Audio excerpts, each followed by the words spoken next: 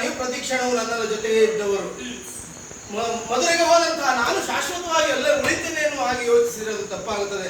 ಆದಷ್ಟು ಬೇಗ ನಾನು ಬರ್ತೇನೆ.